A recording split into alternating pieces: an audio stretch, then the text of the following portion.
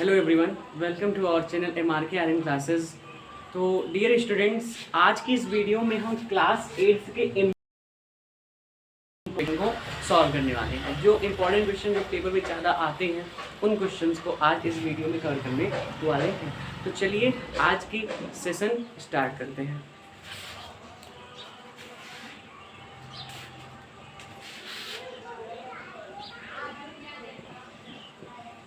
So my dear, ये आपको देखो, ये वाला क्वेश्चन है, ये आपका एक्सरसाइज 2.4 का 8 नंबर क्वेश्चन है। ये है half of a herd of deer are grazing in the field and 3/4 of the remaining are playing nearby, the rest 9 are drinking water from the pond, find the number of deer in the herd. ठीक है, ये question सबसे पहले एक चीज हमने आपको previous classes में बता रखा है। क्या बता रखा है कि जब भी जो चीज पूछे जाएगा उस चीज को तुमको लेट कर लेना है। ठीक है, ये चीज हमने आपको बता रखा है। तो सबसे पहला काम आपका यही होना चाहिए कि सबसे पहले आप लिखोगे कि let the number of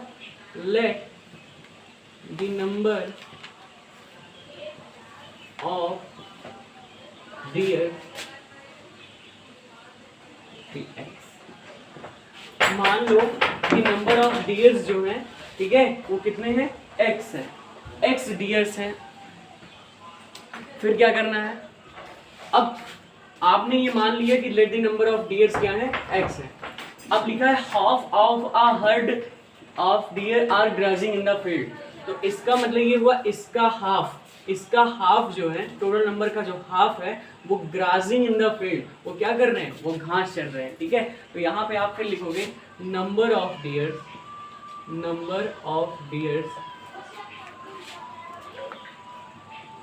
that are grazing in the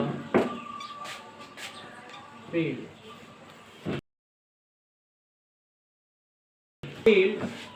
वो कितने हैं आपके? x/, ठीक है, x/2 है। और अगर हम रिमेनिंग की बात करेंगे तो रिमेनिंग हमारा कितना हो जाएगा? रिमेनिंग डियर अगर इतने जो है, हाफ अगर वो घास चल रहे हैं तो जो बचेंगे वो कितने बचेंगे? रिमेनिंग डियर्स कितने हो जाएंगे? रिमेनिंग डियर्स हो जाएंगे x माइनस x/2, और इसमें से जब आप माइनस करोगे तो 2x माइनस x/2, इसका मतलब हो गया कि x/2, यानी कि इतने हैं जो कि रिमेनिंग डियर्स हैं। क्या किया आपने? सबसे पहले नंबर ऑफ डियर्स मान लिया कि x है, ठीक है, x डियर्स है, और उसके बाद number of dears who are या फिर that are crossing in the field वो कितने हैं? x/2 है। रिमेनिंग डियर आपने देखा तो x/2 हो गया। ठीक है, अब ये रिमेनिंग हो गया। अब क्या कह रहा है कि उसी रिमेनिंग का 3/4 जो है वो प्लेइंग यानी नियर बाई, वो समीप में कहीं पर खेल रहे हैं। कितने? 3/4 किसके? रिमेनिंग। तो यहाँ पे लिखेंगे number of dear,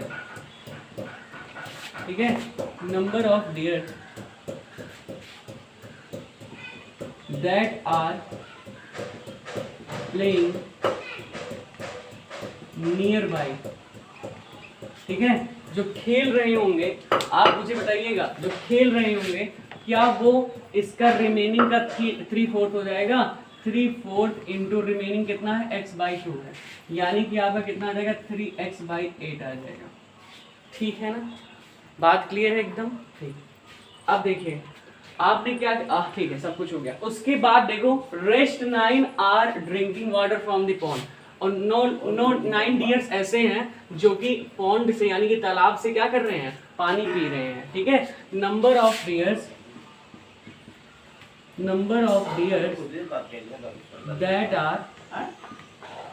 that are drinking water from the pond, वो कितने हैं? वो 9 है। ठीक है, अब एक बात बताना, आपने माना है कि पूरे total number of dears x हैं, तो ये जो x होगा वो क्या इनके और इनके सम के इक्वल होगा? इन सभी के सम के इक्वल होगा कि नहीं होगा? क्योंकि जो टोटल नंबर होगा वो इन सब के सम के इक्वल होगा। तो इसलिए जो आपका इक्वेशन बनेगा ठीक है, वो क्या बनेगा x प्लस, ठीक है, फिर x/2 प्लस फिर 3x/8 फिर इज इक्वल टू कितना हो जाएगा आपका 9 हो जाएगा। ठीक है, कितना हो जाएगा 9 हो जाएगा। अब इसको आप सॉल्व कर लीजिए। सॉल्व कैसे करेंगे इसे? इसको सॉल्व करने के लिए सबसे पहले आप 4 से मल्टीप्लाई कर लीजिए। 4 से जैसे ही मल्टीप्लाई करेंगे तो आपका ये हो जाएगा 4x/8 और प्लस 3x/8 और इज इक्वल टू 9। आगे का स्टेप क्या रहेगा? आगे का स्टेप रहेगा आपका x प्लस 7x/8 और इज इक्वल टू 9 हो जाएगा। ठीक है ना, बात क्लियर है एकदम परफेक्ट। ठीक, देख लो एक बार सब कुछ सही है ना, फिर से एक बार सब कुछ देख लेते हैं। अरे यार यहाँ पे आपको x लिखना है और 9 यहाँ पे लिखना है, आप लोग बोल भी नहीं रहे हो। यहाँ पर आपको 9 लिखना है, अब सही, और यहाँ पे आपका x हो जाएगा। ठीक है, अब इसके बाद जो है ये x माइनस 7x/8 इक्वल हो जाएगा कितने के? 9 के इक्वल हो जाएगा। अगला स्टेप क्या हो जाएगा? अगला स्टेप हो जाएगा 8x minus 7x/8 is equal to 9 हो जाएगा। और यहाँ से आपका आ जाएगा, यहाँ से आपका आ जाएगा, क्या आ जाएगा यहाँ से आ जाएगा x/8 इज इक्वल टू 9। और अगले स्टेप में हो जाएगा x is equal to 8 into 9, यानी कि 8 9 या 72, यानी कि 72 डियर्स होंगे, यानी कि 72 डियर्स होंगे, जो कि टोटल नंबर ऑफ डियर्स होंगे किसमें? हर्ड में, यानी कि झुंड में कितने डियर्स थे भाई? वो 72 डियर्स थे। आई होप आप लोगों को ये क्वेश्चन हो गया होगा, इसको जल्दी से नोट कर लीजिए।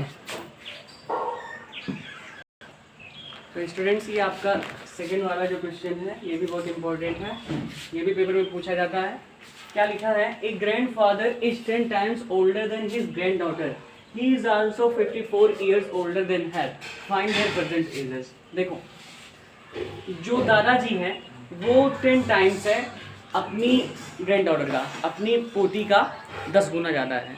अगर मान लो जो पोती है उसकी 5 इयर्स की है तो दादाजी 50 साल के होंगे। ठीक है, 10 गुना। ठीक है, ही is also 54 years older then है, और वो उससे जो है 54 इयर्स ज़्यादा भी हैं। ठीक है, तो फाइंड देयर प्रेजेंट एजेस, तो उनके प्रेजेंट एजेस को फाइंड करिए, ये क्वेश्चन आपका कह रहा है। आओ इसको प्यार से सॉल्व करते हैं। देखो, सबसे पहले तो हमने ये आपको बातें बता रखी हैं। क्या बात बता रखी है? कि जो प्रेजेंट एज होगा उसको आप लेट कर लोगे। ठीक है, जो प्रेजेंट एज होगा उसको लेट कर लोगे। सबसे पहले काम यही होना चाहिए, जो चीज़ नहीं दी हुई है उस चीज़ को लेट कर लो, प्यार से करो। ठीक, आगे तो मान लेते हैं कि लेट द एज ऑफ, ठीक है, एज ऑफ ग्रैंड डॉटर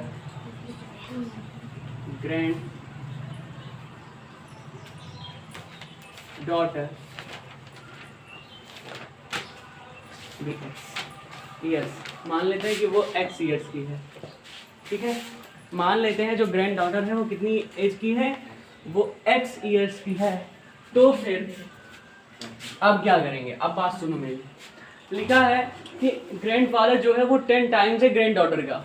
ठीक है, तो एज ऑफ, मेरी बात सुनना, तो एज ऑफ ग्रैंडफादर ये जो होगा वो बोलो 10 इंटू एक्स होगा, यानी कि 10x होगा। 10 टाइम्स है ग्रैंड डॉटर की एज का। ठीक है, बिल्कुल सही बात। फिर उसके बाद एज ऑफ, ये और एक चीज दे रखा है कि वो 54 इयर्स ज़्यादा भी है। 54 ईयर क्या है? ज़्यादा भी है। इसका मतलब यही चीज़ जो है एज ऑफ ग्रैंडफादर जो है ये x प्लस 54 भी है, और ये 10x के इक्वल भी है। बात क्लियर है ना?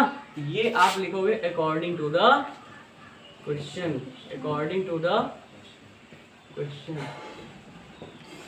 आपके प्रश्न के अनुसार। देखो मेरी बात सुनो, ध्यान से सुनो तुम। ये लिखा है कि ये 10 टाइम्स भी है ग्रैंड डॉटर का, और साथ ही साथ 54 ईयर्स ज्यादा भी है। तो 54 ईयर्स ज्यादा हुआ यानी कि x प्लस 54।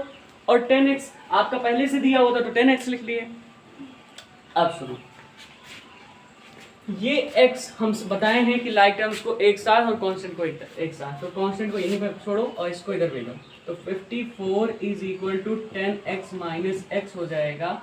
और यहाँ से जो x की वैल्यू आएगी वो कितनी, 9x की जो वैल्यू आएगी वो 54 आएगी, और x इज इक्वल टू 54/9 हो जाएगा, 54/9 हो जाएगा। यानी कि जो x की वैल्यू आ जाएगी वो कितनी आ जाएगी, 6 आ जाएगी। यानी कि जो तुम ग्रैंड डॉटर है वो 6 इयर्स की है। ग्रैंड डॉटर कितने ईयर की है, 6 इयर्स की है। अगर भैया ग्रैंड डॉटर 6 इयर्स की हो गई तो ये एज ऑफ ग्रैंड डॉटर आ गया, मान लो हमारा जो आ गया ये आ गया हमारा age of granddaughter, present age of granddaughter, ठीक है। ये आ गई 6 ईयर। तो एज ऑफ ग्रैंड फादर कितना होगा, बोलो ग्रैंड फादर कितना होगा, बोलो 60। चाहे x प्लस 54 कर दो और चाहे 10x कर दो, तो 10x देखो तब भी 10 इंटू 6 यानी कि 60 ईयर्स आ रहा है। और x और चाहे कर दो ये क्या बोलते हैं x प्लस 54, चाहे x प्लस 54 कर दो तब भी कितना आएगा 6 प्लस 54 यानी कि 60 ईयर्स फिर भी आएगा।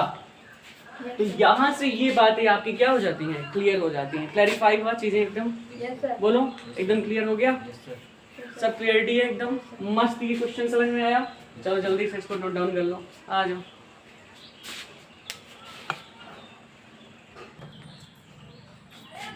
आइए अगला क्वेश्चन देखते हैं, लास्ट वन इज, ये भी बहुत इंपॉर्टेंट क्वेश्चन है और पेपर में पूछा जाता है।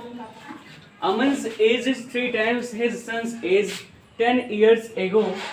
He was 5 times his son's age. Find their percentages. चलो देखो, अमन का जो एज है वो 3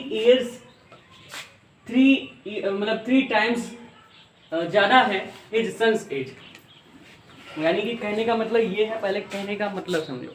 कह रहा है कि अमन का जो पुत्र है, अमन जो है, अमन की जो आयु है वो अपने पुत्र की आयु की 3 गुनी है, बस इतना सा, ठीक। अमन की जो आयु है वो अपने पुत्र की आयु की 3 गुनी है, मतलब 3 times है, ठीक। 10 years ago he was 5 times his son's age। 10 years ago और 10 साल पहले he was 5 times, वो 5 गुना था अपने पुत्र का। तो उसके प्रेजेंट एजेस बताइए कितने होंगे। आइए देखते हैं इस क्वेश्चन को। सबसे पहले क्या करना है, let the present age of Aman's son's age be x years। मान लो कि जो अमन के पुत्र की वर्तमान आयु होगी वो x ईयर्स होगी, ठीक है ना। सबसे पहला काम तुम्हारा ये होना चाहिए, जो चीज नहीं पता उसको लेट कर लो। जब तुम इतना काम कर लेते हो तब आगे के काम को करना शुरू करो। अब तुम गणेशाय करो, नमः करो, ठीक है। आओ श्री गणेशाय नमः आप करते हैं। अमन्स as is 3 times his son's age, यानी कि प्रेजेंट एज की बात कर रहा है। तो फिर अमन्स की जो प्रेजेंट एज होगी, तो प्रेजेंट एज ऑफ अमन जो हो जाएगी वो अपने पुत्र की 3 गुनी है, यानी कि 3 times x यानी कि 3 years, ठीक है ना। अब बात समझो, 10 years ago, अगर हम 10 years ago की बात करें यानी कि 10 साल पहले जो अमन की एज रही होगी वो कितनी रही होगी, तो अमन की एज रही होगी 10 years ago, अमन की एज जो रही होगी वो x माइनस 10 years रही होगी कि नहीं रही होगी, बोलो इतनी रही होगी कि नहीं रही होगी, रही होगी ना। तो ये बात समझ में आ रही है ना। आओ आगे 10 years ago अमन की जो एज रही होगी वो x माइनस 10 रही होगी, और जो अमन के सन्स की एज रही होगी, अमन सन्स एज ये जो रही होगी वो कितनी रही होगी 3x माइनस अमन सॉरी यहाँ पे अमन सन्स एज लिखना था, यहाँ पे अमन एज लिखना था। अमन सन्स एज है ये, और अमन की जो एज रही होगी 10 years पहले होगी वो कितनी होगी 3x माइनस 10। चलो इतना हो गया ना? यहां तक बात क्लियर हुई है सबको? एवरीवन? ओके, सो अब क्या करना है? 10 years ago he was 5 times. अब अकॉर्डिंग टू द क्वेश्चन लिखना है। अब क्या लिखोगे? According to the question. अब सुनो मेरे लाल कि यहाँ पे सबसे पहले जो कह रहा है वही काम कर देना है। 10 years ago हमने निकाल लिया। अब 10 years ago में कह रहा है कि जो अमन रहेगा वो अपने 10 साल पहले अमन जो है अपने पुत्र के आयु का 5 गुना था, 5 टाइम्स था कि नहीं था? आओ वही लिखते हैं। तो भैया ये हो जाएगा तुम्हारा x माइनस 10 और ये 5 टाइम हो जाएगा अपने अमन के एज, सॉरी 3x माइनस 10, ये 5 टाइम हो जाएगा, 5 टाइम हो जाएगा x माइनस 10। ये तुम्हारा इक्वेशन ये बनेगा। आ जाओ फिर आगे। 3x minus 10 is equal to, बस अब इसको सॉल्व कर लेना है एकदम प्यार से, एकदम प्यार से इसे सॉल्व करो तुम, तुरंत तुम्हारा आंसर आएगा। आओ फिर सबसे पहले हम क्या बताएं तुम्हें? क्या बताएं हैं? सबसे पहले ये बताएं कि लाइक टर्म्स को एक साथ में और कांस्टेंट को एक साथ में। इसको इधर ले जाओ, इसको इधर ले जाओ, यानी कि ये हो जाएगा तुम्हारा, ये माइनस से इधर आएगा तो प्लस हो जाएगा, फिर 3x हो जाएगा कि नहीं हो जाएगा? बोल दो ना जरा। तो ये 5x में से 3x जब माइनस हो जाएगा तो 2x बचेगा कि नहीं बचेगा? yes, sir. और 50 में से 10 जाएगा तो 40 बचेगा कि नहीं बचेगा? yes, sir. बोलो। Yes sir. तो x इज इक्वल टू 40/2 होगा कि नहीं होगा? बोल दो ना जरा। yes, sir. अब 2 से 40 को हम काट देंगे तो 20 years बचेगा कि नहीं बचेगा? ठीक है, तो अमन का जो एज हुआ, प्रेजेंट एज हुआ, वो कितना आ गया? 20. अमन का नहीं, अमन के सन का प्रेजेंट एज ऑफ, इसलिए प्रेजेंट एज ऑफ अमन सन ये कितना हो जाएगा? ये 20 years हो जाएगा। बात क्लियर है? Yes sir. और जो अमन का एज होगा, present age of Aman, present age of Aman ये हो जाएगा कितना हो जाएगा? जल्दी आओ। 3x यानी कि 3 × 20 यानी कि 60 ईयर्स, यानी कि अमन जो है वो 60 ईयर्स के हैं और अमन का जो बेटा है वो 20 ईयर्स का है। और ये क्वेश्चन आपका इजली क्या हो गया? डन हो गया। तो माय डियर, आई होप आपको ये जो 3 क्वेश्चंस हमने बताए, ये 3 इंपॉर्टेंट क्वेश्चन थे इस linear equation in one variable के, और बहुत ही ज़्यादा इंपॉर्टेंट थे। आप इन क्वेश्चंस को आप अच्छे से एक बार फिर से रिकॉल कर लीजिए और इसको जल्दी से नोट डाउन कर लीजिए। और हम कल की वीडियो में अंडरस्टैंडिंग कोऑर्डिनेटर से वीडियो लाने वाले हैं। और अब वीडियो हम यहीं पर रोकते हैं। तब तक के लिए आप पढ़ाई करिए अच्छे से, और जय हिंद जय भारत।